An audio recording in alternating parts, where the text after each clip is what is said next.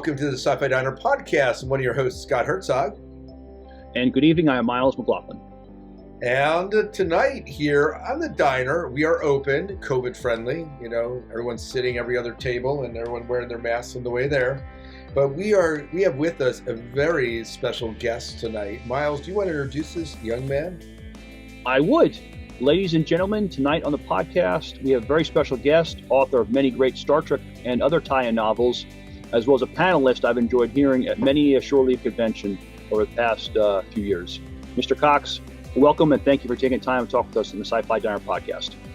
Well, thank you. Indeed, my name is Greg Cox, and it's been a long time since I've been described as a young man. I appreciate the thought. But yeah, well, you know, it's funny. We've met Greg now, Miles, like over the years, like at Farpoint, shore leave conventions.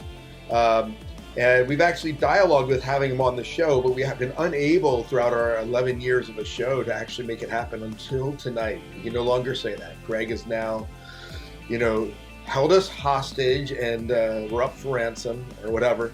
But it's great to have Greg on the show here. We found out tonight that he's like right in our backyard.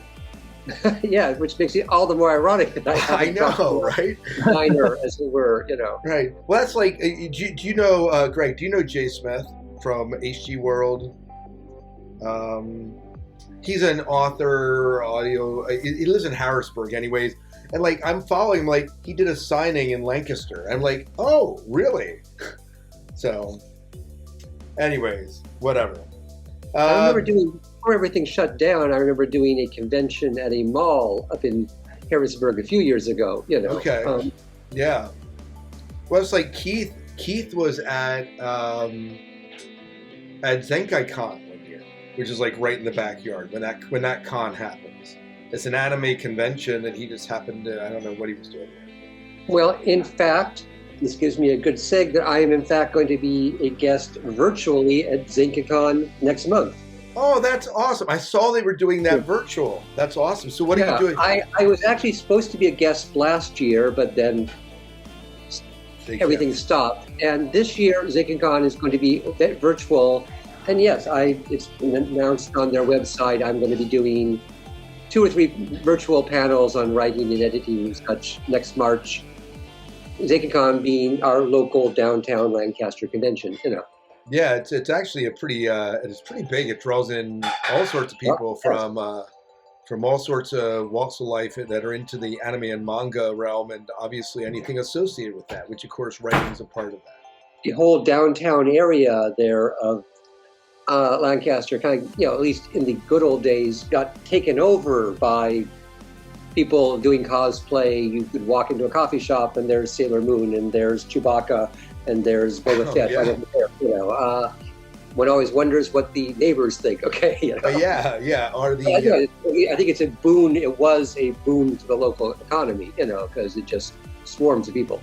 Right, and it was just amazing. You go, as you said, you go into any restaurant, you go into Central Market, you know, our local market here, and it's just like everyone's cosplaying, and you see all walks of life. And it was just, in fact, I would jokingly say to, like, I teach, and one of the things that I run at our school is the Anime and Manga Club, but I would tell them, I said, you know, going to this con, if you aren't in cosplay, you're in the minority, because it's really a cosplay con in a lot of ways. Lots of costumes and people. I know. I talked to the folks on Facebook. A lot of them are, oh my God, you know, they're feeling very cosplay deprived. Oh, no doubt. I mean, it's now been. I was talking to even one of my nieces who was very into fandom, and it's been over a year since she's been able to go, you know, cosplay at a convention now, and she's going to withdrawal. You know. Oh yeah. Well, for some people, that's a real big creative outlet for them, and this is it feels weird not to turn this into a, you know, COVID support group meeting, but yeah, right. I'm now going on a full year without having gone to a science fiction convention, which is probably the longest I've gone in my life for probably decades at this point. You know. Well, you know what I think about for you, especially this has been Miles and I have observed over the years about how cons for especially writers are a way to network and connect and to see writers that you just aren't you just don't see in New York or wherever else that you go. But here at a con, you kind of, you get to kind of share and talk and connect and network, and it's Star Trek novels have been conceived of and plotted in the bar at shore leave. I can tell you that. That's awesome. Hey, you know what you do? Right? Trust me. There were books that were born at the bar at shore leave. I can tell you that. Oh, that's awesome. And we were there. Yeah, that's awesome. Shore Leave, for those who don't know, being a well-known established media con down in Hunt Valley, Maryland, that is held every summer, which I've been going to religiously again for probably decades now. Right. That's awesome. That's awesome. Yeah, my first shore leave was 2009, and the great part about it was that was on the heels of the new Star Trek movie coming out, so we were also still talking about that and what that means to Star Trek and everything. So that was a fun time. And as you mentioned, these days I call it our high school reunion, because it's at the one of the times where they attract lots and lots of us Star Trek writers, and that's our chance to get together, for me to see people like Keith and Dayton Ward and Kevin Dillmore and Christopher Bennett and folks Margaret Clark, who I these days don't see in the flesh as much as I used to when I used to live in New York. Yeah, absolutely. Well, Miles, did you want to? We've kind of already talked. Yeah. I don't think we need to do the formal introduction. Did you want to kind of lead us a little bit with the discussion, or do you want to jump in? Do you want to have the discussion and talk about what's going on in our sci-fi world? I mean, how do you want to take this, Miles? Well, I like to learn more a little about Greg. Maybe we'll just start. Let's start with that, Greg. So, what was it first that got you into science fiction, both live action and literature? Honestly, and this is not a cop-out, I honestly cannot remember not being into this stuff. A lot of this, we give credit to my father, who I grew up in the 60s, saw to it that I was exposed to all the classics. We watched The Twilight Zone and The Outer Limits, and I have dim memories of watching Star Trek on NBC on its original run. And of course, the syndicated reruns aired, in the background of my entire childhood. Plus Dark Shadows, and of course, growing up watching all the original classics, The Creature from the Black Lagoon, Forbidden Planet. I think the first grown-up novel I ever read as a kid was The War of the Worlds by H.G. Wells. So I just, it's not joking. I just remember Forbidden Planet, The Day the Earth Stood Still, Star Trek, Twilight Zone, the original Batman TV series. This was always the era in which I was breathing, Right. 12-cent comic books that you bought at 7-Eleven on the spin rack back before the days of specialty stores, So Yeah, that's cool. I don't quite remember 10-cent comics, but I remember 12-cent comics. But Ooh. Yeah, a little before your time. Yeah. That's awesome. So yeah, I've been immersed in stuff for as long as I can remember. That's cool. That is so awesome. After watching and reading sci-fi, what made you decide to kind of play in this sandbox and write your own stories? Well, it's funny. I was writing an essay about this just the other day. This is going to be a guest blog somewhere, but in hindsight, it seems inevitable. Growing up, I remember writing my own stories about my favorite monsters and superheroes and everything. It wasn't, however, until the 80s when I discovered in college, organized science fiction fandom and started going to conventions. And that's when I started meeting and seeing in the flesh real writers and, editors and things. And it's weird. It's like, intellectually, books don't grow on trees. You know that there are authors out there because their names are on the covers. But you don't think of it, it's not until, for me at least, until I actually started seeing them in the flesh that, oh, this is a real job. Real people who live in my city do this, And how does this work? People can get paid for this. Yeah, before, like I said, I just scribble notebooks and stick them in a yard. Oh, so how does this work? So there are submissions, and you send things out with stuff in envelopes, and they send you rejection letters. And then sometimes they send, and I have to say the big cognitive leap was suddenly going to conventions and seeing people like Vonda McIntyre and Paul Anderson and Theodore Sturgeon, in person, and realizing, oh, this is a thing people do. This is possibly an option for me. When I started sending out stories and getting lots of rejection slips, but selling just enough to keep me hooked, basically. And you persisted. And I persisted. Awesome. And also, eventually, David Hartwell, who is a legendary science fiction editor, he's the guy who, among other things, launched the Star Trek book line, Pocket Books, back in the 80s. I got to know David, and David convinced me to move to New York City. I grew up in Seattle. To move to New York City because that's where the heart of science fiction publishing was. And if you're really serious about this, Greg, you should move to New York. And the phrase "wasting your life in Seattle" may have been used. But David was sort of a mentor or protege. He can, come on, Greg, move to New York. Commit to this and that. I took the leap and did so. So, what was the very first story that you ever sold? Well, that gets into the fuzzy realms of fanzines versus semi-pro-zines. Okay, First, both. As professional sales. My very first thing I got published was actually in a necrophilia fanzine, which I should probably not admit to.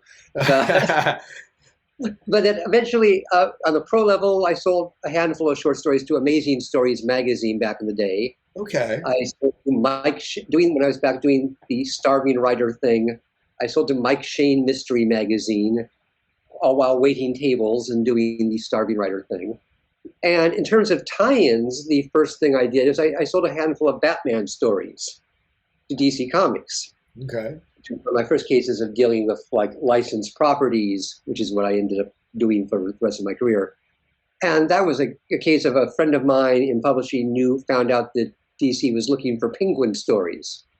This was in 1992, and the second Tim Burton movie was about to come out with Danny DeVito as the Penguin. And apparently the DC was looking for Penguin stories. A friend of mine, hey, Greg, you know Batman, right? Let's get together and collaborate on some Batman and Penguin pitches. I know a guy at DC, and that, we sold a couple Penguin stories and then a couple Catwoman stories, and then the rest is history. So then Star Trek. Wow. And as I like to joke, I've been writing Batman since Michelle Pfeiffer was Catwoman. So. Oh, cool. There you go. And I just had a new Batman novel come out about a year ago, so I've been sort of, So still doing it. Yeah. How now you grow up with this, and I hopefully I'm not jumping ahead here, Miles, but you grow up with it. You begin to write in this franchise. How? I mean, you need to know the franchise to write in, right? But obviously there's so much out there that it's hard. I would imagine it's hard to be a complete expert of it. Am I wrong about that?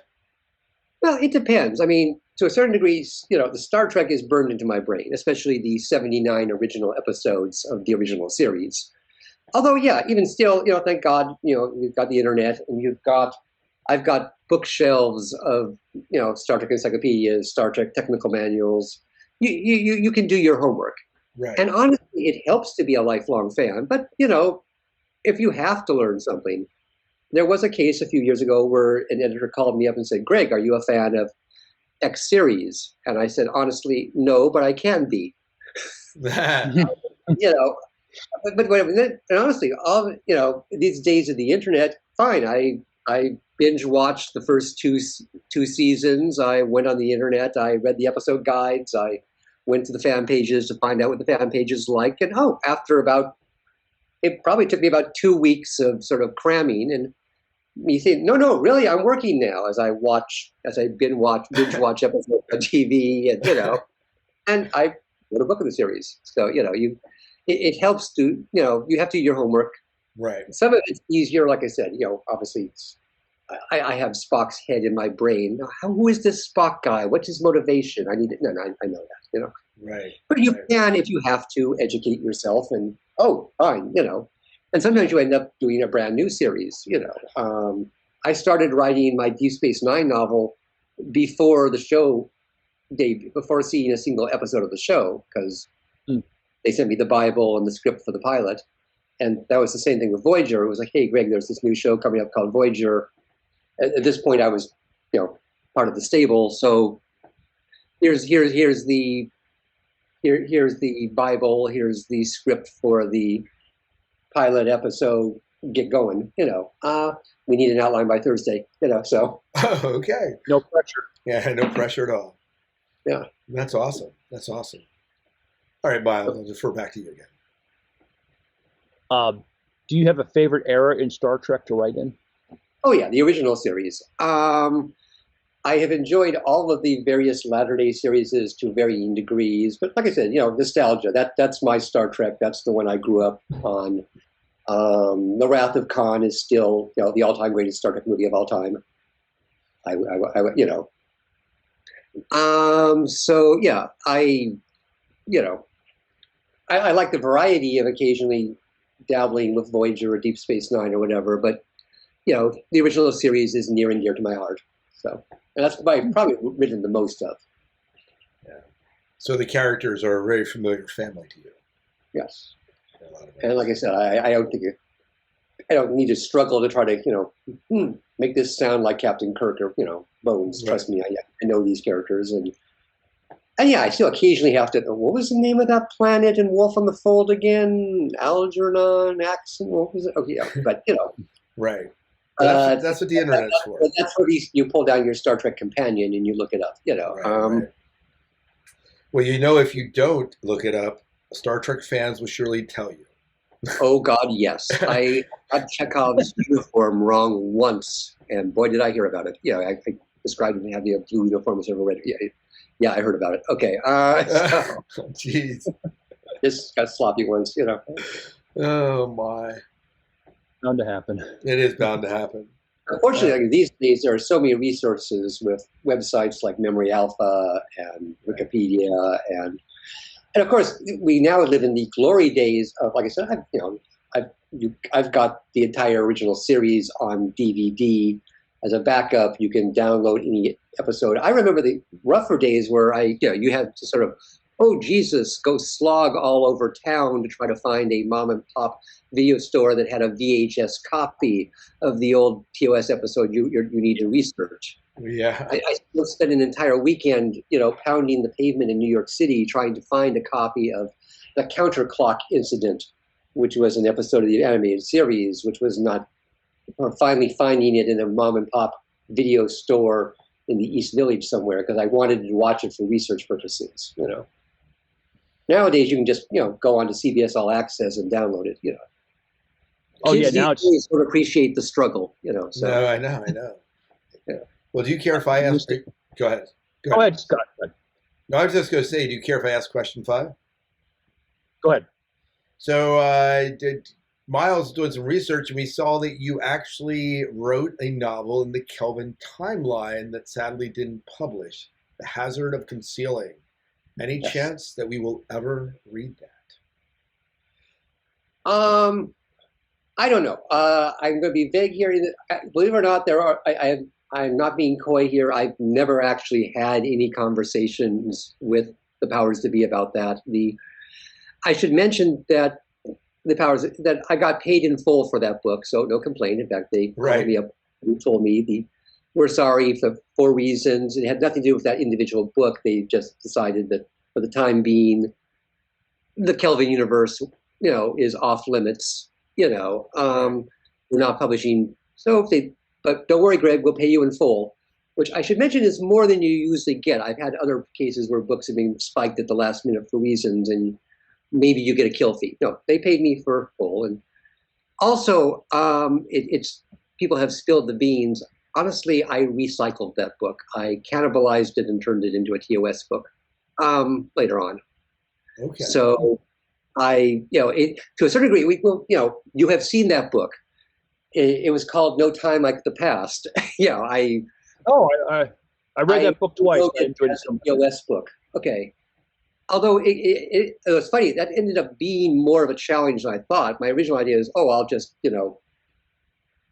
turn Zachary Quinto into Leonard Nimoy. I'll just turn, but in the process, because they are very different series and different backstories and continuities, I ended up, I'd say probably No Time Like the Past is probably 1/3 of the aborted Kelvin book, I ended up having to write a lot more new material than I expected. Okay.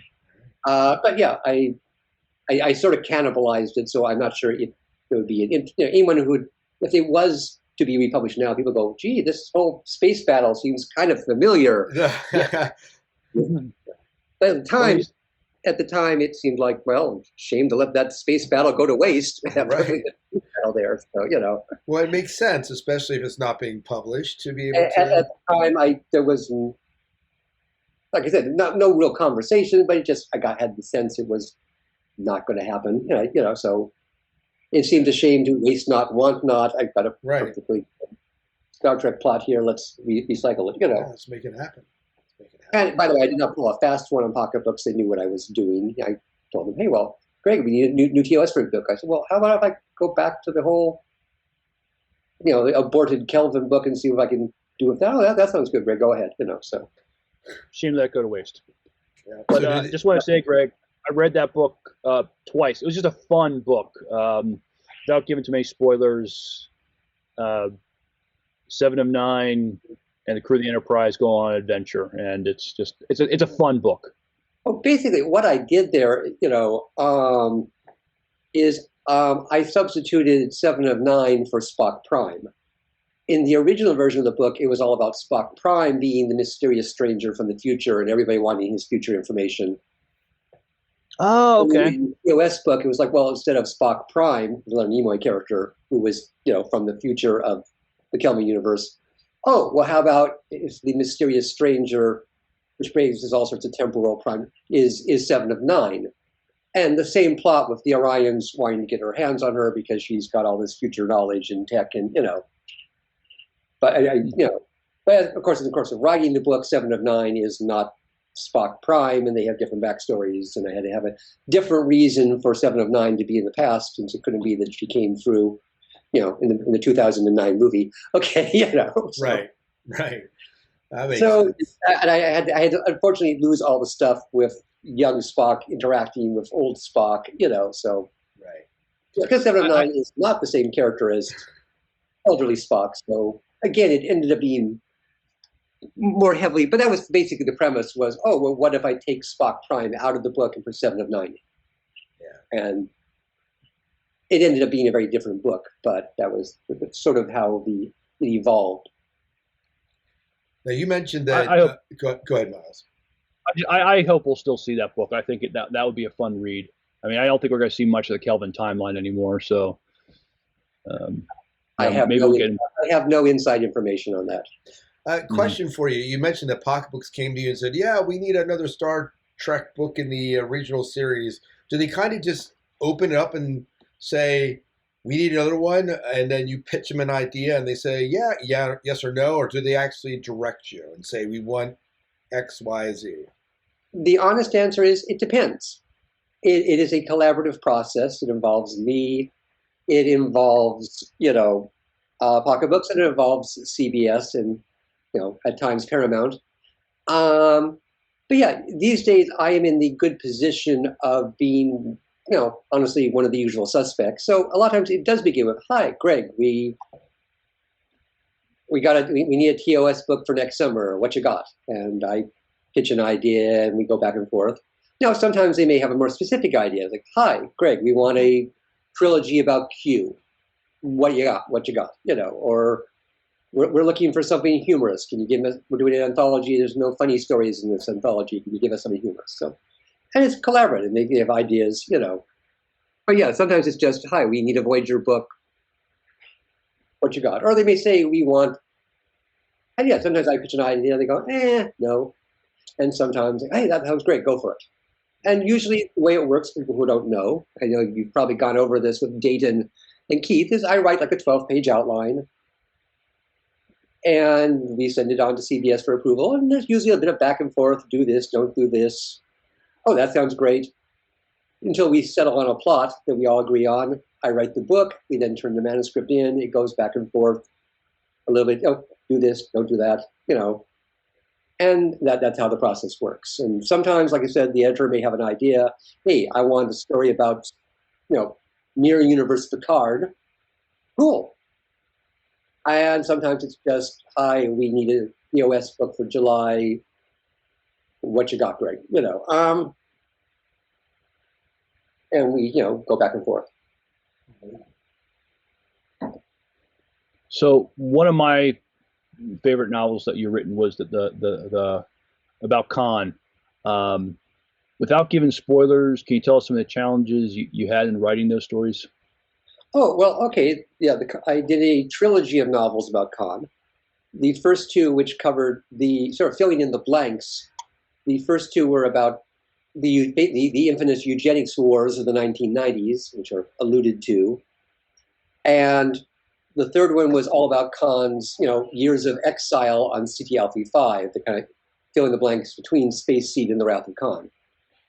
In the case of the Eugenics Wars, the challenge was, of course, writing about the fearsome Eugenics Wars of the 1990s, which have come and gone. So there were a couple of ways to handle that. We could just ignore real history and assume that there was some sort of post-apocalyptic, some sort of horrible apocalyptic war in the world of Star Trek. Or we could try to somehow, shoehorn the Eugenics Wars into the actual 1990s we all lived through with O.J. Simpson and Bill Clinton and Monica and Lewinsky and Tanya Hardy. Okay, and we took the conceit of trying to somehow assume that the Eugenics Wars happened. So that was a sort of fun of. I think of that book as a crossword puzzle of trying to sort of mesh actual history with Star Trek, the Star Trek version of the 20th century, and try to put the pieces together and make them all happen. So that was the challenge there of trying to have fun with, and indeed writing a Star Trek novel, the vast majority of which is set not in the 23rd century, not in the Enterprise.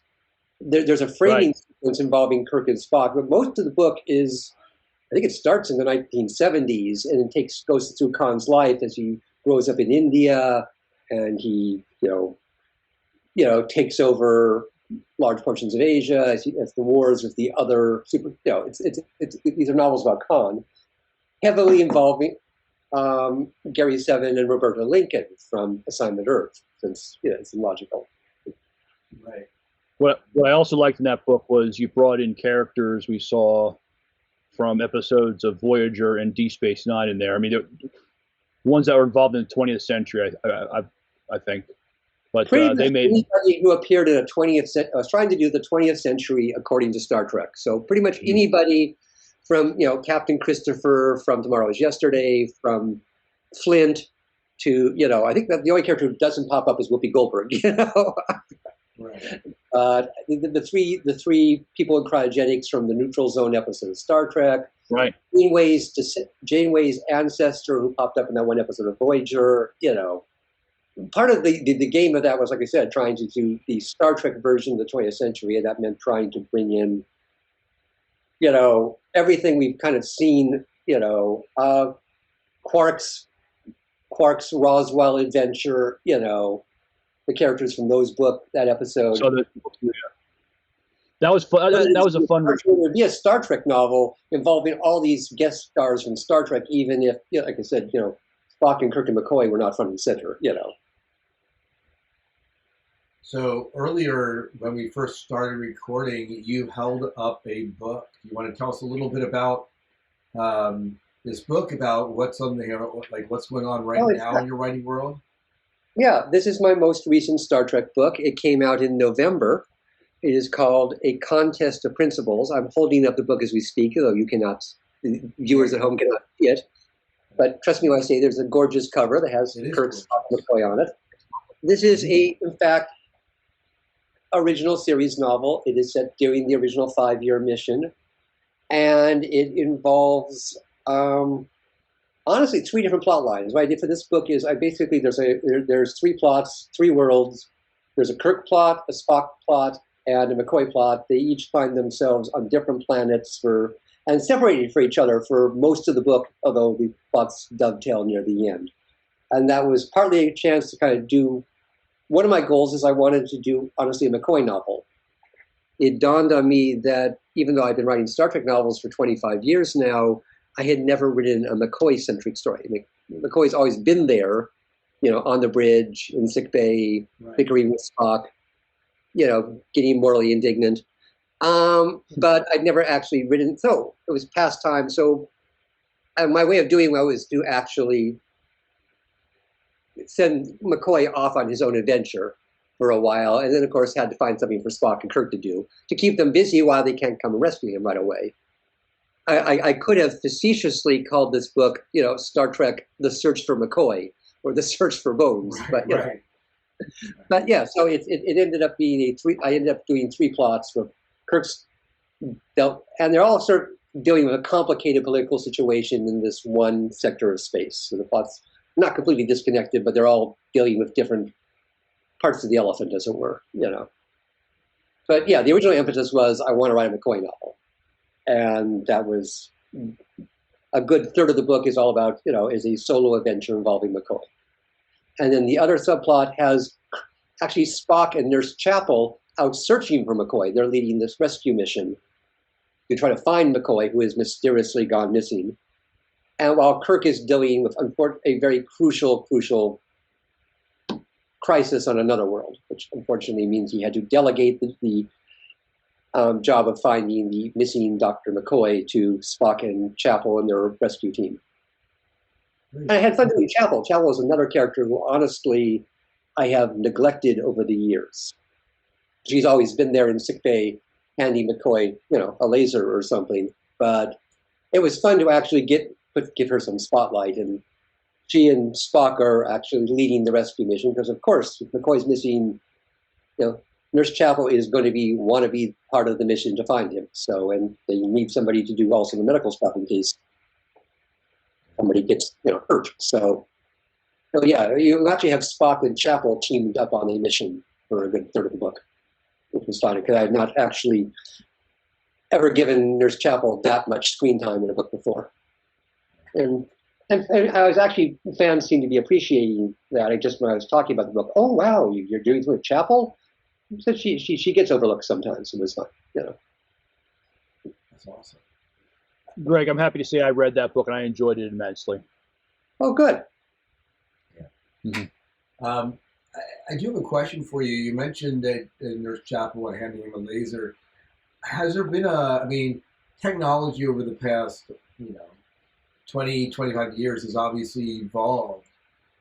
As you've been writing Star Trek, are there challenges in trying to make the tech of the original series?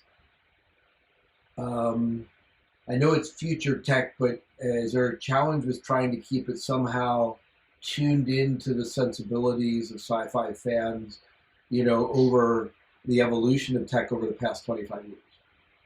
Oh, absolutely. This is something that one wrestles with. Because you are dealing with a 1966 vision of the future. Exactly. On the one hand, you want to try to, I particularly really want my TOS books to feel like a TOS episode. On the other hand, you have to acknowledge the fact that, my sort of rule of thumb is if we can do it now, they can do it on TOS. Right. But you don't want to make it cognitive dissonance by having the characters texting each other all the time, even though presumably they can do that, Right. But so it's a balancing act. You kind of, sort of assume that, fine, like I said, my rule of thumb is if we can do it now, they can do it in the 23rd century, while also trying not to make it too egregiously, I tend to you don't want the things to read like a period piece written in an imaginary, although honestly that's a judgment call, and I probably lean towards retro. There's actually a review on Amazon right now of the new Star Trek book where the guy goes, oh, this book is a hoot. I mean, wow, it reads like it was written in 1966. And by the way, 5-star review, he's giving me a review, but it's like, boy, Greg Cox is having somebody writing this retro campy 1966 episode. Okay, well, Right. it works for you. But, Right.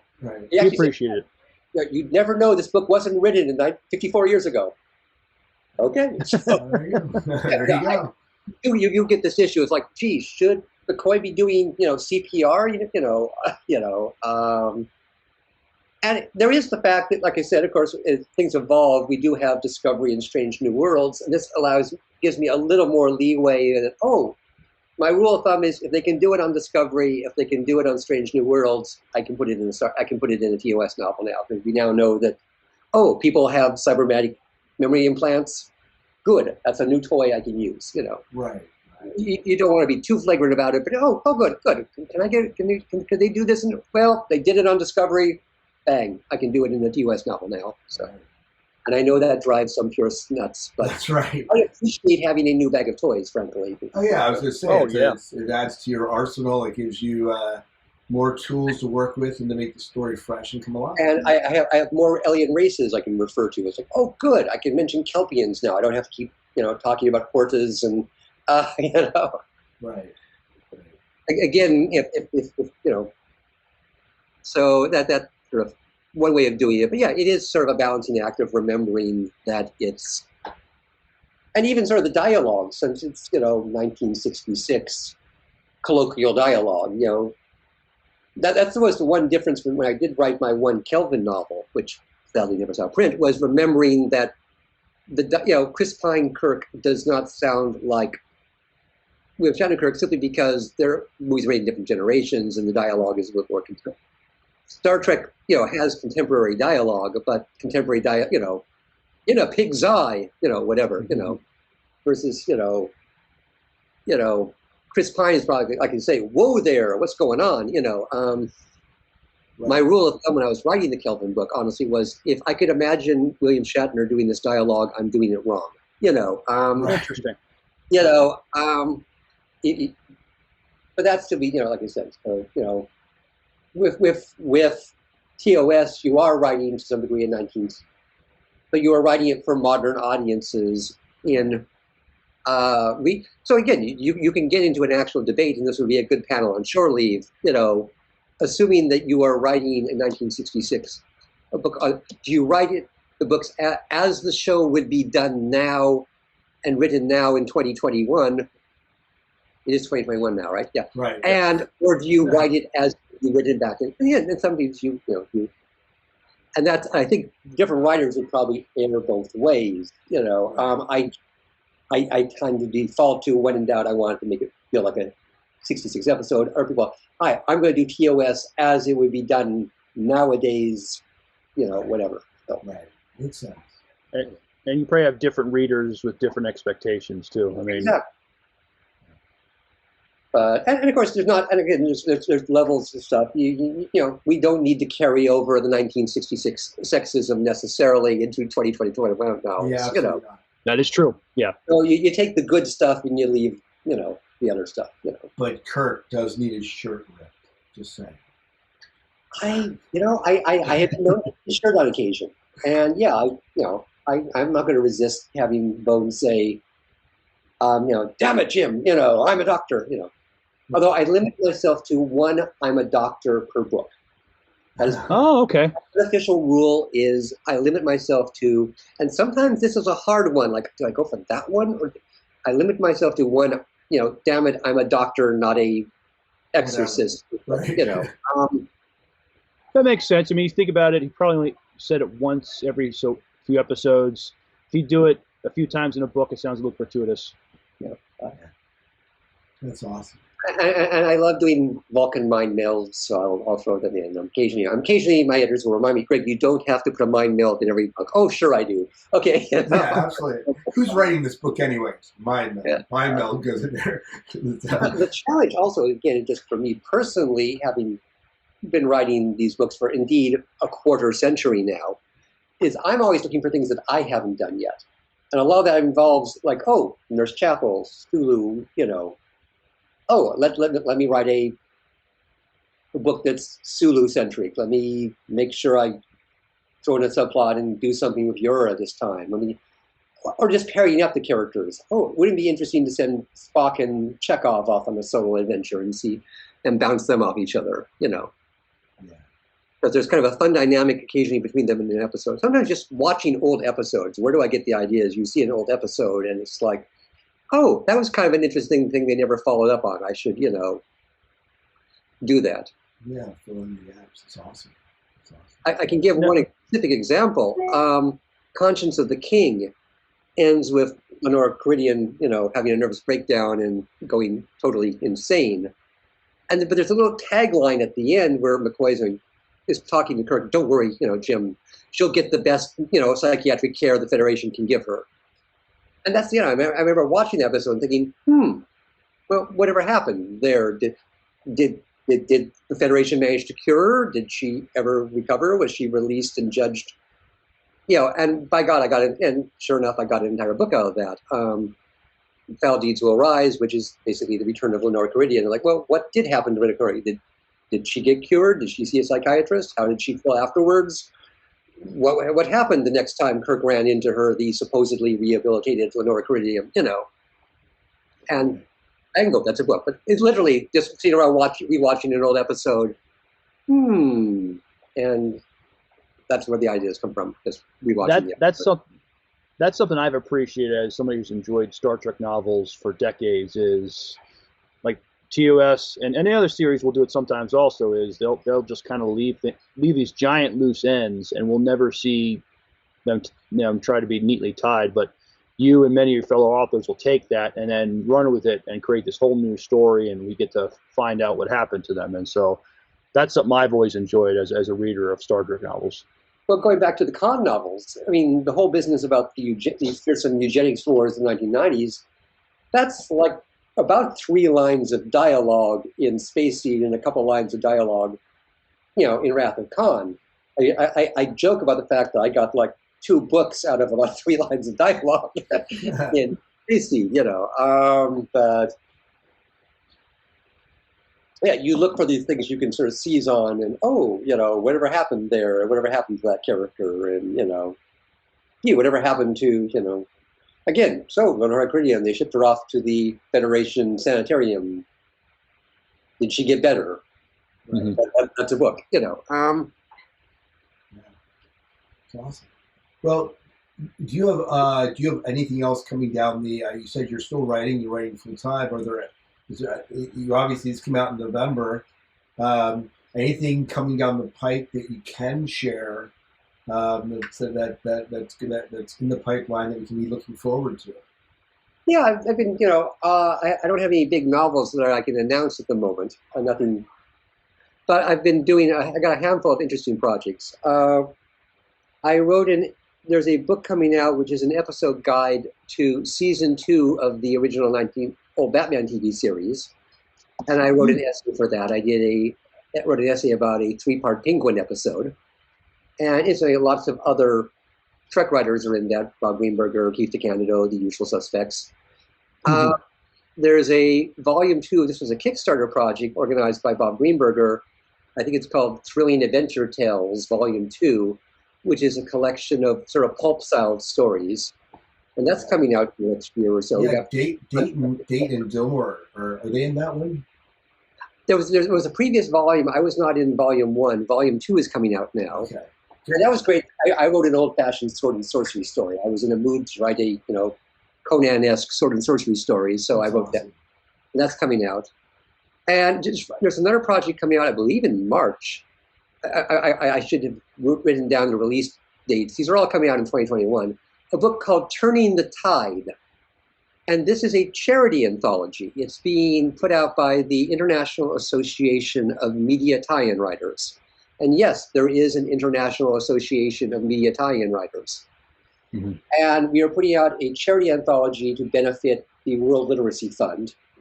And the idea there was to get a bunch of us, media tie-in writers, and we'd each do stories based on public domain characters, so we wouldn't have to deal with any sort of, licensing or deals, pay for the rights. So no, again, the usual suspects, Bob Greenberger, Keith Candido, David Ward, Aaron Rosenberg, etc., are all writing stories about famous characters in literature. I picked up on Mina Harker from Dracula.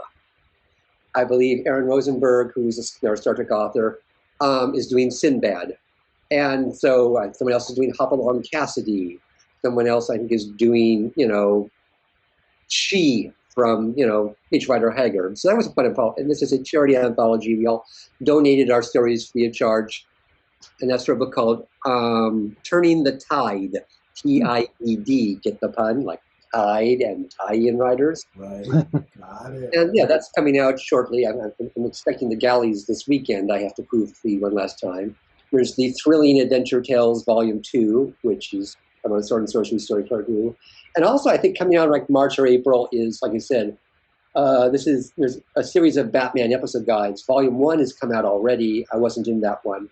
I'm in Volume 2, which covers Season 2, and I'm doing I'm covering the Penguin's short-lived career as a film director. Remember, there's a 3-parter where he claimed he's directing a movie. It's all part of a scam, but Of course. I actually had fun. I decided to approach that episode from the point of view of a film critic and reviewed the movie that the Penguin is supposedly filming, while he was as a cover for his heist of the Gotham City Mint. Very cool.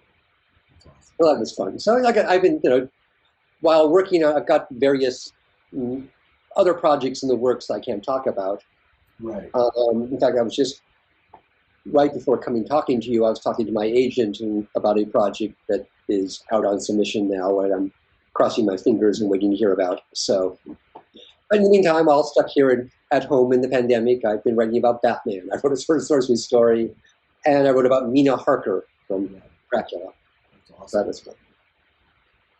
So other than science fiction that you're writing and publishing and that you're researching for your books, what else are you just enjoying in the world of science fiction? What are you watching? What are you reading? Oh, lots of stuff. Go ahead. Okay. I just finished, in terms of reading, and I think, boy, my to-be read file I'm making a dent into thanks to the pandemic. There's no convention. Right. I just reading something called the Devabod trilogy by S.A. Chakraborty. And forgive me if I've mispronounced her name, which is this big, wonderful, epic fantasy trilogy set in the Middle East. Very Arabian Nights flavor, genies, ghouls, flying carpets. It's like 1,000. The books are like 600 pages long, and I devoured them all in a month. I really enjoyed them. That's awesome. Yesterday, I'm late to the party. I finally binge watched WandaVision. Oh yeah. Which I watched all the 5 episodes in one day, and so I am now ready for tomorrow, and I'm really enjoying that. The Vision, the Scarlet Witch were always some of my favorite characters from Marvel Comics growing up. I've even written them on occasion. So yeah, I finally got around to binge watching the series yesterday when I should have been writing, and I think, okay, I took care of some business in the morning. I'm also still doing some freelance editing for Tor Books, which is another of my side gigs, and I'm currently editing a series of books called The Devil's Quintet, or more specifically Stan Lee's The Devil's Quintet, and it's a series of novels based on a superhero team that Stan Lee invented before passing, and an author named Jay Bonansinga is now working from Stan's notes to expand it out into a big quadrilogy of novels now. And I finished editing book 1, and book 1 I believe comes out January 2022. So that's been a fun project, work on. I believe Jay is currently working away in book 2 as we speak. Can you hang on 1 second? Okay, I can't right now. We need your help because we've been waiting for about 45 minutes now. I am in. And it doesn't stop at the last 0.0 gigabytes every single freaking time. All right, I'm in an interview right now with an author. I'll be done in 10-15 minutes. All right, so it's not just sex, okay? So just give me another 15 minutes. Figure out something else to do. All right. Thank you, bud. I'll be out. I'm actually doing Resident Alien on the SciFi channel, which is okay. That's the Tudyk. That's a Tudyk. Yes. And Robert Duncan McNeil is also a producer on it, I believe. Yeah, and I know he directed the first 2 episodes. I don't know about the third. I forgot to check. The third episode aired last night. I've been enjoying that. Yeah. And also, I've been on a nostalgia boom of just like watching lots of, my favorite old, my comfort food is old monster movies, regional universal horror films, Hammer films. So I always kind of alternate. Do I want to watch something new tonight, or do I want to put in Dracula, Prince of Darkness? Right. Valley of the Guanji or something, Right. I am addicted to Spenguli reruns on WeTV Sunday night, and they're showing Mad Love with Peter Lorre. That's awesome. That's awesome. So Miles, so you're watching WandaVision. What are your thoughts?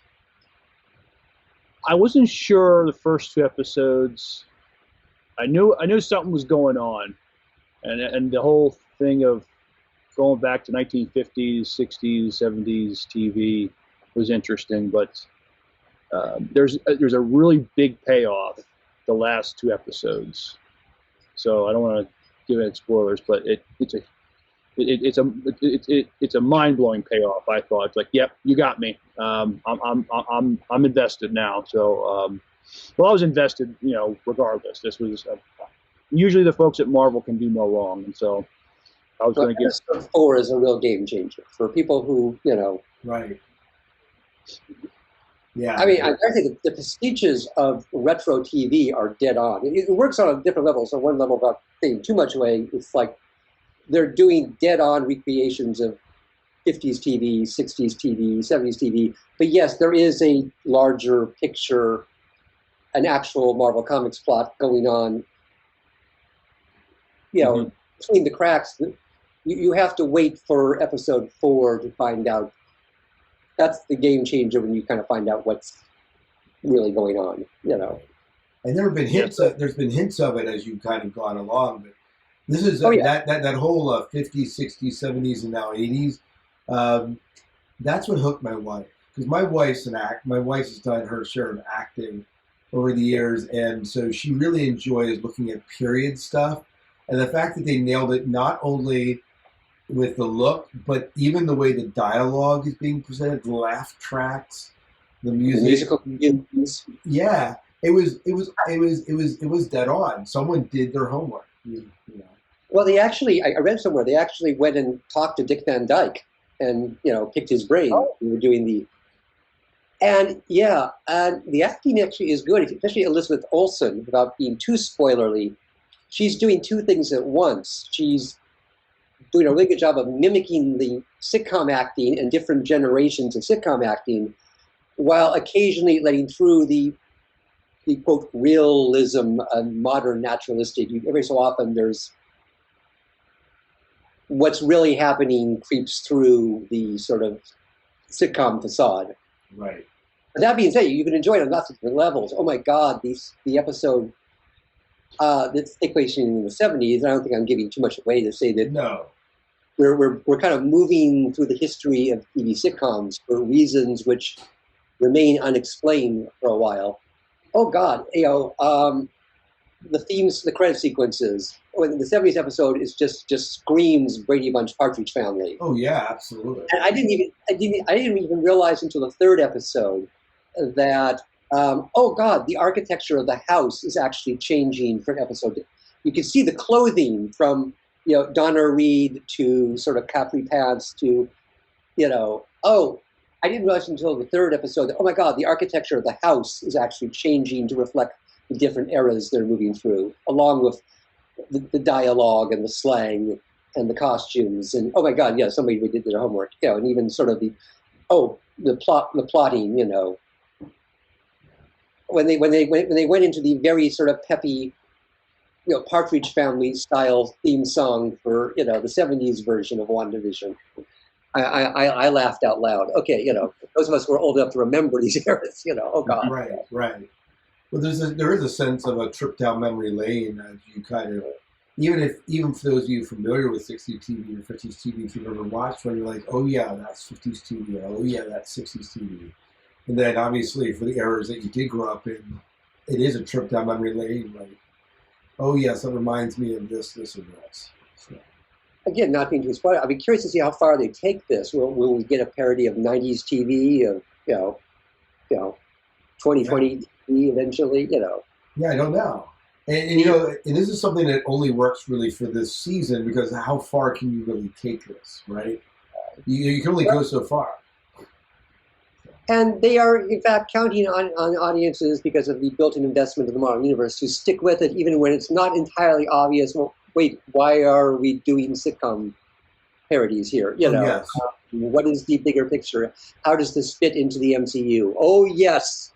Again, not too sweaty. It fits into the MCU, and if you have watched Infinity War and and all that stuff, yeah, there's more going on here than just, oh gosh, will they burn the pot roast when the boss is coming over for dinner? Right. Yeah, that's true. Will the stupid neighbor figure out she's a witch? Yeah.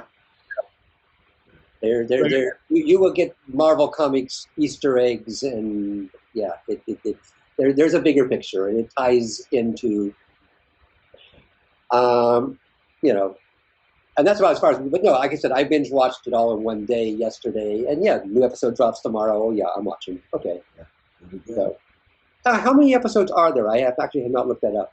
I don't know how many. Five so far. 5 so far. How many are slated to be released? 7 episodes, 8 episodes? Is it? I don't know. Oh, awesome. Yeah. Okay. So yeah. But I'm also watching The Resident Alien also, and it's positively delightful. It's just Alan Tudyk is just great. The worst he gets is good, and even the supporting characters in the show are really good. There's just a lot of fun stuff going on with that show. That sort of restored my faith in the Sci-Fi Channel. It's got a really sort of weird, twisted sensibility to it. It's Mm-hmm. But yeah, it is. I'm enjoying it. Yeah, like I said, that's what I'm watching it in real time last. Oh, new episode tonight! Yay! Something to look forward to. It was not on my radar. I mean, I remember it was supposed to debut, and I forgot about it. And I'm like, oh wait, this show. Let me see if this show is on. And there's 3 episodes on. So I think I watched the first 2 one night, and then caught the second. I had this experience. It was kind of flying below my radar, and fortunately, Sci-Fi Channel reruns things a lot. And so I said, oh wait, that debuted last night. Oh, some of my friends seem to be liking this. Oh, how about that? They're showing it again tonight. I'll watch it, and then I got hooked. So but yeah, it was sort of low level. I was vaguely aware he was in production, and oh wait, that debuted last night. Oh, how about that? They're showing it again tonight. I'll watch it. So So awesome. I'm invested in that show too. I haven't seen that yet, so it is on my radar. Yeah, I think I'm enjoying WandaVision. I'm enjoying Resident Alien. By the way, there's 9 episodes that are being done in WandaVision for the first season. Oh, so we still have 4 more to go. 4 more to go. Ooh.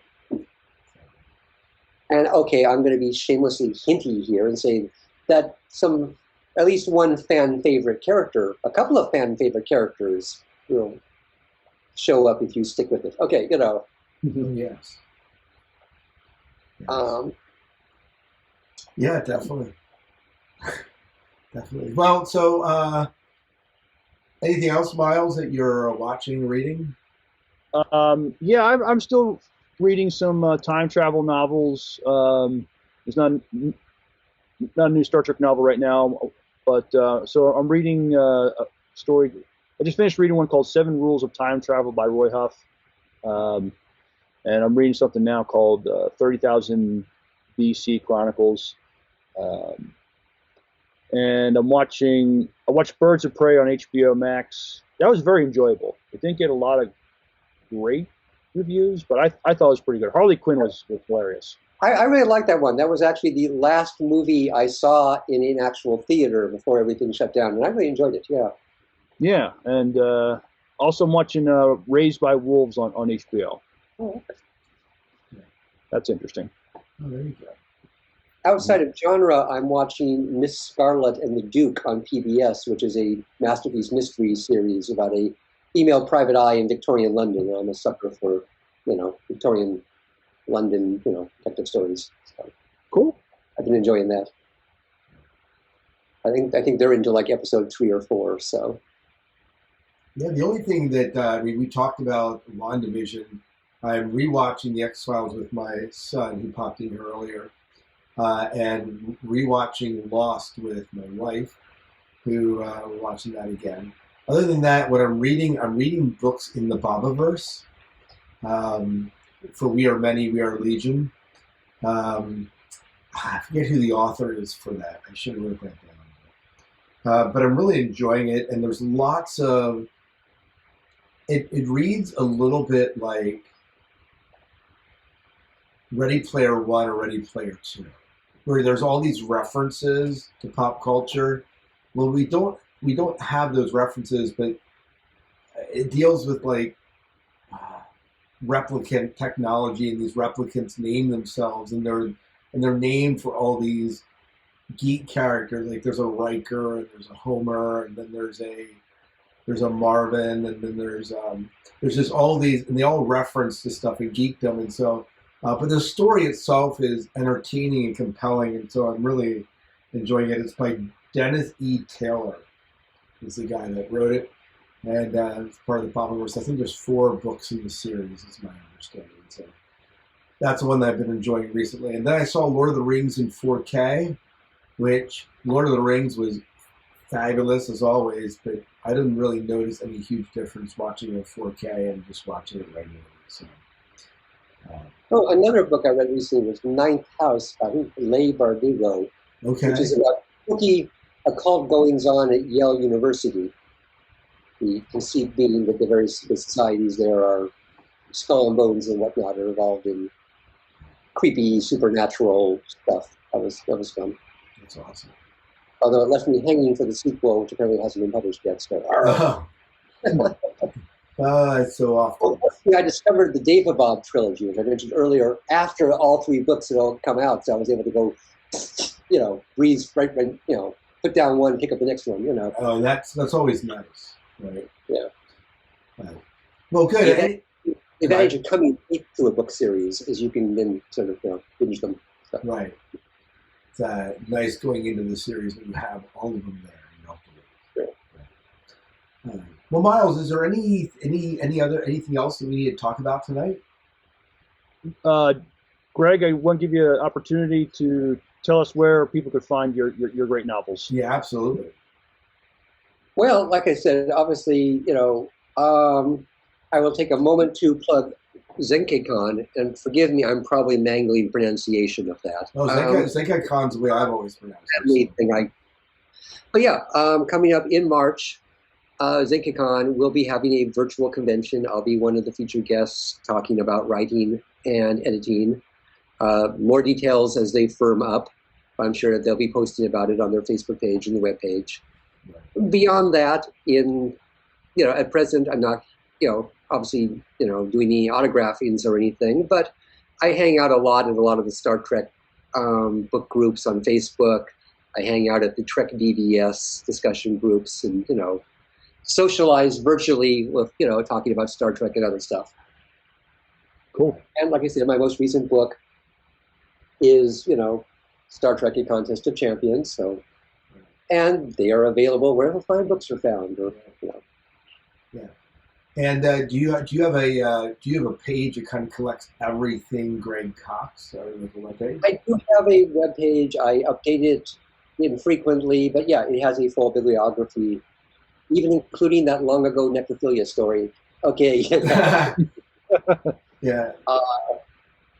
That can be found. It's at gregcox-author.com.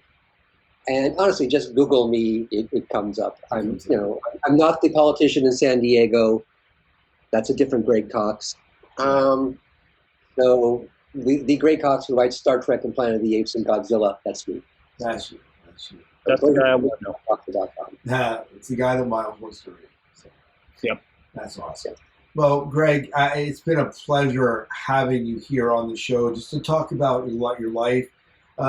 You mentioned that we probably heard the process of writing, but Miles, I don't know that we ever really sat down and talked about how do you go from, writing and conception and pitching and all that. We don't really get into that many times when you talk to authors. So I was very glad that you kind of shared that. It was just neat to hear what's going on in your world and what inspires you and what makes you come alive when you're writing. So I appreciate you kind of sharing that journey with us. Very good. Yeah, well, I find there's a lot of confusion about the whole media tie-in world. So I like to dispel that whenever possible. Yeah, absolutely. How do you write a Warehouse 13 book? Do you have to pay Star Trek to write the books? No. They pay me. Yeah, they pay you. No, I've actually had sincere people with good intentions. So how much do you have to pay to get your Star Trek books published? Oh, no, that's not how it works. That's not how, yeah. No, they pay you. That's awesome. Yeah. I think they find it sometimes inconceivable that someone would pay you to write. Well, also, if you got a second, the thing I find is a very common misconception is the idea that somehow, honestly, that we initiate these projects. Most of these projects are not initiated by the authors. They begin from getting a phone call saying, "Hey, Greg, we're doing 4,400 books. What's your schedule like?" I don't get in the morning and decide, "Hey, I'm going to write a Warehouse 13 novel," and then somehow arrange to get published. Right. Someone calls me and says, "Hey, Greg, we just bought the rights to do Warehouse 13 novels. You ever seen the show?" So, right. Well, it breaks my heart. People come to me and say, "Hey, I've written a 350-page Winona Earp novel. How do I get it published?" That's really not how it works, Yeah. And that's probably a difference between doing your own original material versus tie-in work. Exactly. You write your original stuff, you can send it out, And again, even just I don't write a tie-in novel until the outline has been approved. I don't just write a 300-page book and then throw it at Pocket Books and hope they publish it. It's right. No, work it out. Yeah, whereas in original fiction world, typically, I've been a full-time editor. I work 9 to 5 at 4 books. You get a submission from an agent, you read it. The agent possibly has sent it out to multiple, editors, and somebody buys it. That's traditional publishing. Right. Media tie-in publishing works differently, and that confuses people. Right. I think also because people are used to the idea of movies being based on books. The idea of books being based on movies confuses people. I always have to, wait, you invented Godzilla? No. Yeah. No. I wish. Okay. Yeah. How old I am? Okay, Right. But yeah, so yeah. That's awesome. So that's novelizations, which is a whole other kind of works. Okay, so. Yeah. Well, thank you again so much for being a part of the Sci-Fi Diner tonight. It's been great having you on, and if you get a chance, be visiting the SciCon's Facebook page or their home site, and you'll find out when you can actually interact and hear Greg as he's on panels, various panels on writing. If you want to know more about the writing process.